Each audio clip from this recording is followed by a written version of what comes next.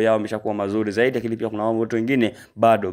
Kumbuka michuano hii inatarajiwa kufanyika mwakani. Yes, inatarajiwa kufanyika mwakani, ambapo moja kwa moja kila timu inatamani iweze kufanya yale ambayo itaweza kuyavuna katika michuano hii, ambapo mwakani kwenda kushiriki kombe la dunia. Kumbuka kwa upande wa timu za Afrika mambo kidogo si mabaya sana kwa kipindi hichi. Kumbuka at least wanazidi kung'ang'ania, nafasi zinazidi kuongezeka tu, kwamba washiriki wanazidi kuongezeka kadri ambavyo timu zinafanya vizuri. Hili sababishwa na timu ya taifa ya Morocco, ambao moja kwa moja baada ya kufika hatua ya nusu finali na kushika nafasi ya 4, basi moja kwa moja ya timu hizo za kombe la dunia kwa msimu ulioweza kupita ulifanyika kule nchini Qatar, basi mambo kwa mwaka huu yanazidi kufanya kuwa mazuri zaidi, ambapo kila timu ikifanya vizuri zitazidi kufanya kuongeza nafasi za kuweza kufuzu ama kucheza kushiriki timu nyingi zaidi katika michuano hiyo ya kombe la dunia. Je, wewe una maoni gani? Sisi tuko hapa kujulisha kwamba michuano hii yote inakuja kupitia moja kwa moja viwanja 26